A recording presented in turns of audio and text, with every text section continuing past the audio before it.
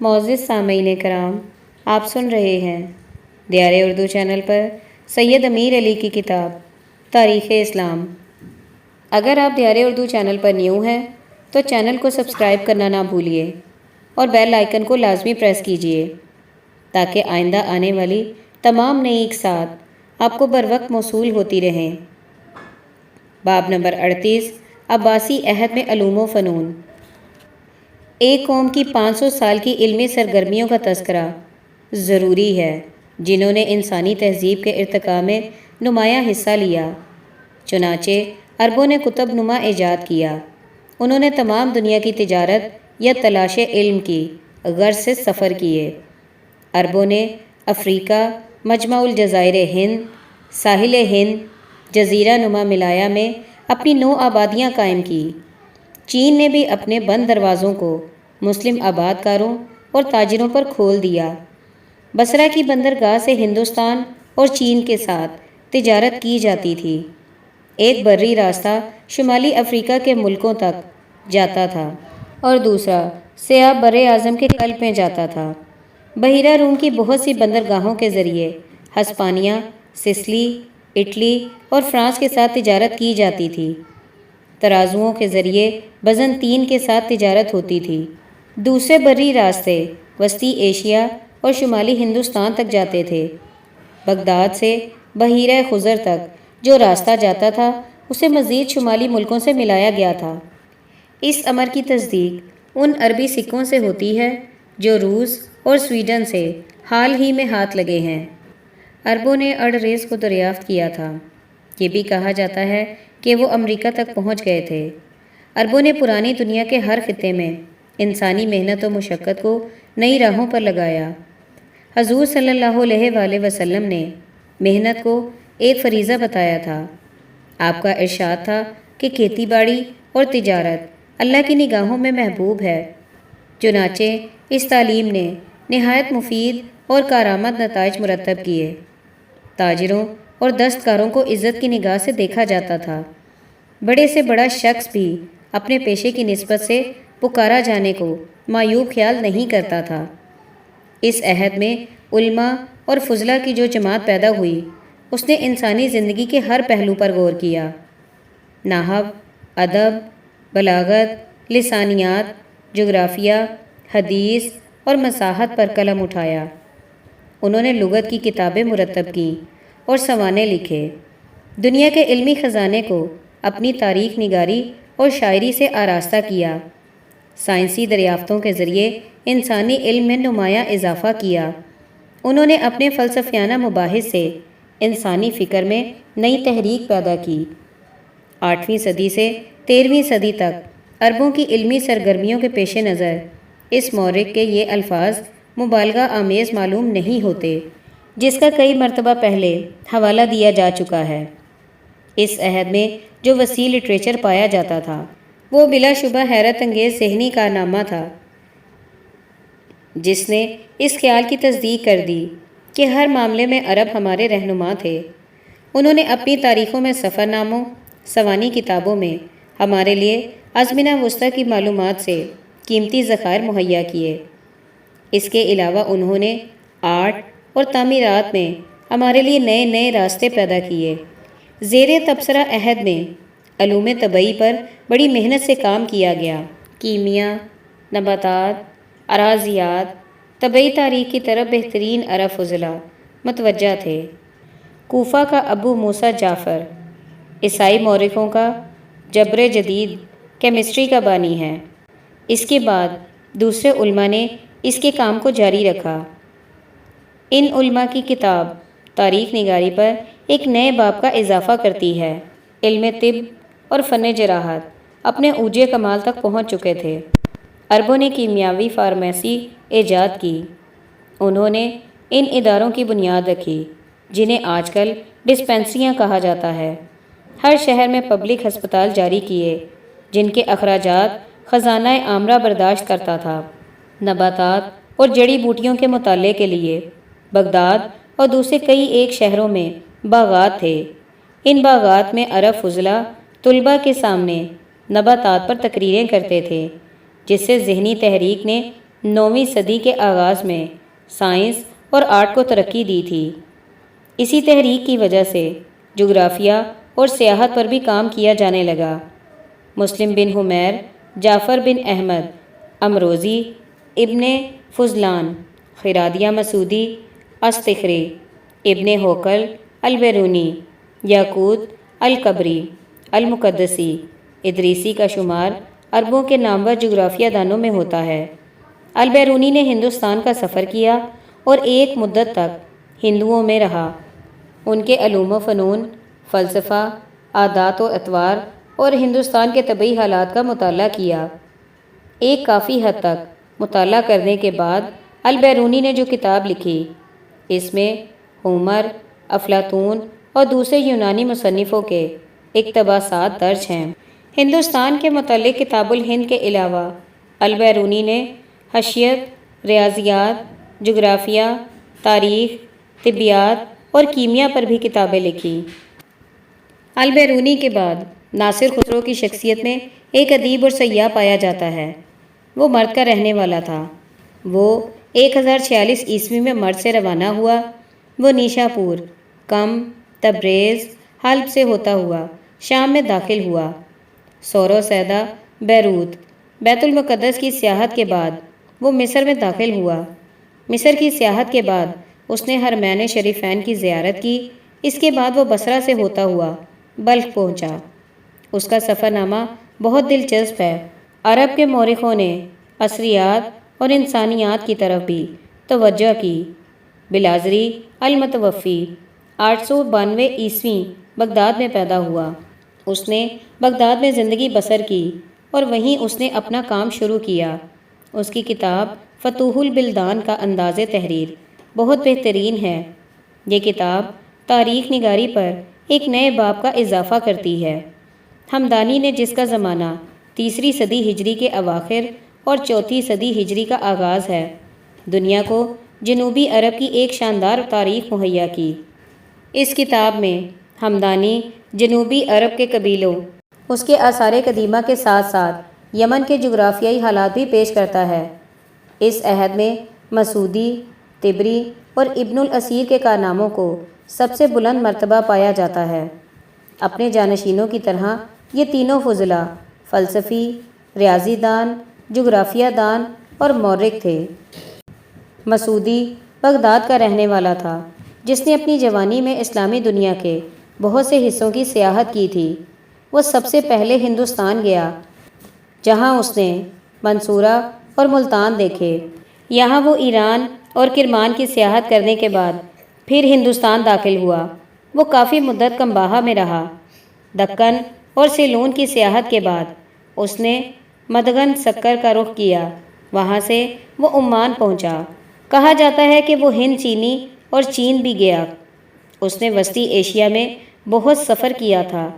اس سفر کے بعد وہ بحیرہ خزر کے ساحل پر پہنچا۔ اپنی سیاحت کے آخری دنوں میں وہ تھوڑی مدت تک انطاکیہ میں رہا۔ بصرہ میں پہنچ کر اس نے اپنی کتاب مروج الذہب کو مکمل کیا۔ قاہرہ پہنچ کر میرات الزمان لکھی۔ مروج الذہب میں وہ ایک جہاں دیدہ انسان کی حیثیت میں اپنے تجربات کو دلکش انداز میں پیش کرتا ہے۔ وہ ان ملکوں کے چشم دید حالات بیان کرتا ہے۔ اس کی کتابیں دلچسپ مطالعے کا سامان مہیا کرتی ہیں۔ وہ مختلف قوموں اور گروہوں کے عادات و اطوار کو اختصار کے ساتھ کہانیوں کی صورت میں پیش کرتا چلا جاتا ہے۔ طبری نے 922 عیسوی میں بغداد میں وفات پائی۔ اس نے اپنی تاریخ میں 914 عیسوی تک کے واقعات کو قلم بند کیا۔ المسکین نے اسی تاریخ کو 12ویں صدی تک مکمل کیا۔ ابن الاسیر عراق کا رہنے والا تھا۔ اس نے اپنی زندگی موصل کے مضافات میں گزاری تھی۔ اس کا خوبصورت مکان اس کے ہم عصر علماء اور فضلاء کے مذاکرات کا ایک اہم مرکز تھا۔ اس نے الکامل کے نام سے جو تاریخ عالم لکھی، وہ 1231 عیسوی پر ختم ہوئی۔ اس تاریخ کو یورپ کے موجودہ فضلاء کی تاریخوں کی صف میں رکھا جاتا ہے۔ ابن الاسیر نے موصل کے طابقوں کی بھی ایک تاریخ لکھی تھی۔ عربوں نے علم حیت میں بھی بہت زیادہ کام کیا تھا۔ عربوں کا مشہور حیت دان محمد نہاوندی منصور کے عہد میں تھا۔ خلیفہ مامون کے عہد میں یحییٰ بن منصور اور خالد بن عبد الملک مشہور حیت دان تھے۔ انہوں نے اعتدالین گرہن، دمدار ستاروں اور سیاروں کی گردش کے متعلق جو مشاہدات کیے، انہوں نے انسانی معلومات میں بہت نمایاں اضافہ کیا۔ مامون کے حکم سے موسیٰ الخوارزمی نے سنسکرت کی کتاب سدھارشا کا عربی میں ترجمہ کیا۔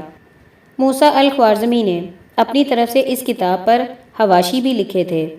الکندی نے ہندسہ، اقلیدس، فلسفہ، موسمیات، مبصریات اور طب پر کم و بیش 200 کتابیں لکھی تھیں۔ ابو معشر نے سیاروں کی گردش کا بہت زیادہ مطالعہ کیا۔ ابو معشر نے جو جدول مرتب کیا تھا وہ علم حیت کا بہت بڑا منبع ہے۔ موسیٰ بن شاکر ہارون الرشید کے زمانے کا بہت بڑا انجینئر تھا، لیکن اس کے بیٹوں نے مامون، معتصم اور واسق کے عہد حکومت میں علم حیت میں نام پایا۔ انہوں نے سورج اور دوسرے سیاروں کی گردش کے متعلق بہت سی دریافتیں کیں۔ ابو الحسن نے دوربین ایجاد کی۔ اسی عہد کا ایک نامور حیت دان البصانی تھا۔ اس کی زبچ کا لاطینی میں ترجمہ ہو کر صدیوں تک یورپ کی درسگاہوں میں شامل نصاب رہا۔ الکوہی اور ابو الوفا بھی اسی عہد کے مشہور و معروف حیت دان تھے۔ الکوہی نے سیاروں کی گردش کا مطالعہ کیا۔ اس نے راس السرطان اور راس الجزی کے متعلق نئی معلومات فراہم کیں۔ وہ علم و حیت میں بہت زیادہ مہارت رکھتا ہے۔ ابو الوفا 939 عیسوی میں خراسان میں پیدا ہوا۔ وہ 959 عیسوی میں عراق میں متوطن ہو گیا، جہاں وہ حیت اور ریاضیات کے مطالعے میں مشغول رہا۔ اس نے علم مثلث میں قاطع زاویہ اور فقیاتی مشاہدات میں تلمس کو رائج کیا۔ ابو یونس حسن ابن شاطر اور عمر خیام نے ریاضیات اور حیت میں نمایاں کام کیا۔ ریاضیات اور حیت کی طرح عربوں نے مابعد الطبیات اور فلسفے میں بھی نمایاں کارنامے کیے۔ الکندی، الفارابی اور ابو علی ابن سینا کا شمار عربوں کے بلند پایہ فلسفیوں میں ہوتا ہے۔ اس عہد کے بیشتر شاعروں نے عربی اور فارسی میں اشعار لکھے۔ چونکہ ان شاعروں کی تعداد بہت زیادہ ہے، اس لیے انتخاب کرنا بہت مشکل ہے۔ اس کے عہد کے عرب شاعروں کا تذکرہ اصفہانی اور ابن خلقان کی کتابوں میں عام ہے۔ ذیل میں برسبیل تذکرہ ان چند شاعروں کو پیش کیا جاتا ہے تاکہ اس سے عرب ذہن کا اندازہ ہو سکے۔ ابو نواس مامون کے عہد کا مشہور و معروف شاعر ہے۔ شعر و سخن میں اس کا درجہ قبل از اسلام کے مشہور شاعر امرا القیس کے برابر ہے۔ ابو نواس تمام کتاب الحماسہ کا مؤلف ہے۔ متبنی کی شہرت نے اس کے بہت سے پیشرو شاعروں کی شہرت کو ماہ ذکر رکھا ہے۔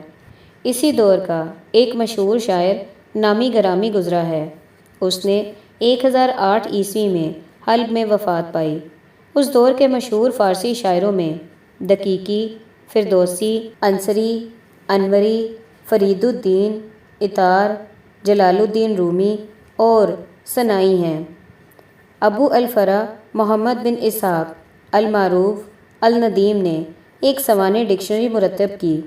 اس کی کتاب الفہرست علم کی ہر شاخ سے متعلق ہے۔ اس کتاب میں بے شمار ایسے مصنفوں کی کتابوں کا ذکر ملتا ہے جو اب ناپید ہو چکی ہیں۔ اس کتاب کے مطالعے سے عربوں کی ادبی تخلیق کا اندازہ لگایا جا سکتا ہے۔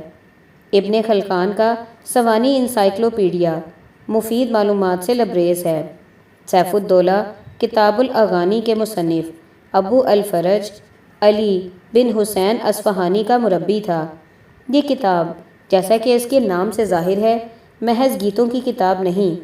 اس کتاب میں ان بزرگوں کے حالات زندگی درج ہیں جن کے گیت نقل کیے گئے ہیں۔ کتاب الاغانی میں تاریخ اور سائنس کے متعلق بھی کافی معلومات موجود ہیں۔ کہا جاتا ہے کہ قریش میں ظہور اسلام سے تھوڑی مدت پہلے عربی لکھنے کا دستور ہوا تھا۔ یمن کے بنو حمیر کا طرز تحریر قریش کے طرز تحریر سے مختلف تھا۔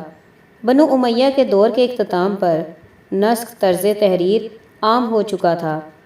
10ویں صدی کے اختتام اور 11ویں صدی کے آغاز میں ابو حسن اور ابو طالب المبارک نے خط نسخ کو مزید ترقی دی۔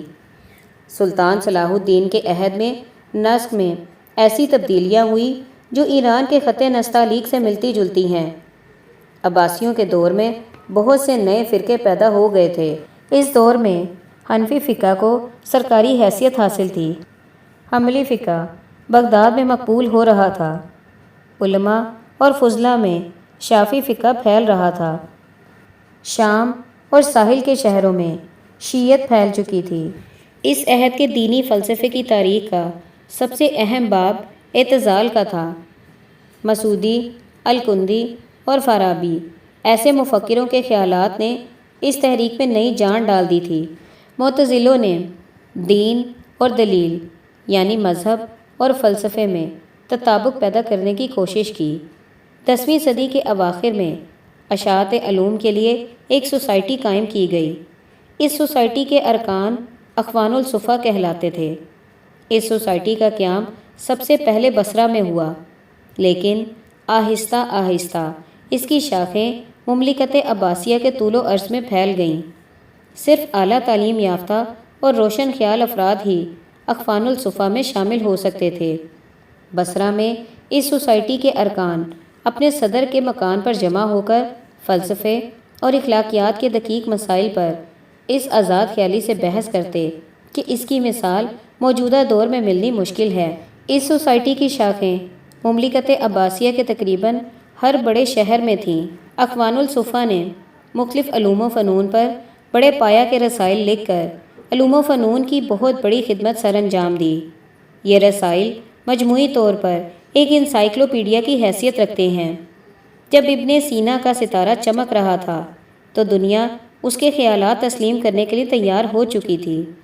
11ویں صدی کے آغاز میں عربوں کی دنیا میں احیاء علوم کی تحریک بڑے زوروں پر تھی، لیکن جب صلیبیوں نے حملہ کیا تو پھر مسلمانوں کا کام اپنے آپ کو بچانا رہ گیا۔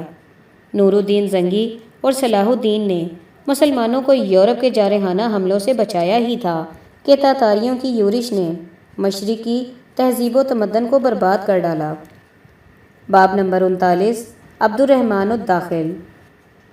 ذاب کی لڑائی کے 6 سال بعد مغرب میں ایک نئی اموی سلطنت قائم ہو گئی۔ بنو امیہ کے ان لوگوں میں سے جو صفا کے اختتام میں سے بچ نکلے حشام کا ایک پوتا بھی تھا۔ اس کا نام عبد الرحمن تھا۔ چونکہ اس کے باپ کا نام معاویہ تھا اس لیے اسے ابن معاویہ بھی کہا جاتا تھا۔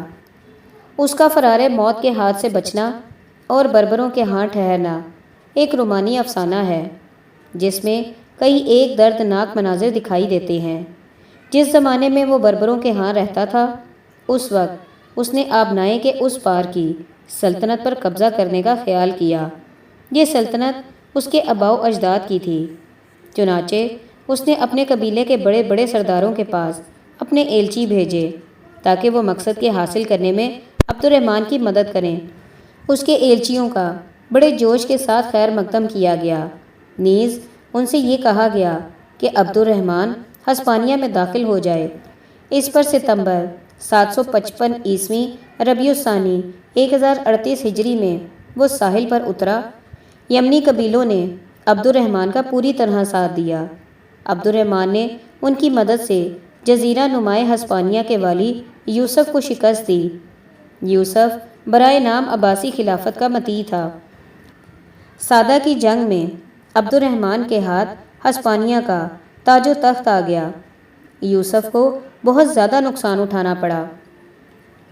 آخرکار اس نے ہتھیار ڈال دیے۔ 3 سال بعد وہ ایک ناکام بغاوت میں مارا گیا۔ ایک بے سر و سامان پناہ گزین کی انتہائی خواہش پوری ہو چکی تھی۔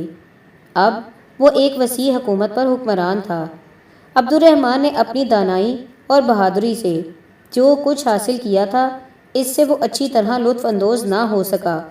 بڑے بڑے عرب سردار شخصی حکومت کے خلاف تھے۔ اس مخالفانہ جذبے میں بربری قبائل بھی برابر کے شریک تھے۔ عرب اور بربر جمہوریت کی طرف مائل تھے۔ ان دونوں کی یہ خواہش تھی کہ ہسپانیہ میں ایسی چھوٹی چھوٹی چند ریاستیں قائم کر دی جائیں جو اپنی اپنی ضرورت کے مطابق ایک دوسرے سے لڑتی رہیں اور وقت آنے پر عیسائی حملہ آوروں کے مقابلے پر ایک ہو جائیں۔ اس قسم کے احساسات کی موجودگی میں عبد الرحمن نے اتحاد اور قیام امن کے لیے جو کوشش بھی کی وہ بے سود ثابت ہوئی۔ عرب سردار ایک ایک کر کے بغاوت کر رہے تھے۔ سیپین اور اس کا بیٹا شارلمین ان باغی سرداروں کی مدد کرتے رہے۔ ان دونوں حکمرانوں کی یہ پالیسی تھی کہ وہ عرب سرداروں کو کرتبہ کی مرکزیت سے الگ ہونے میں ان کی مدد کریں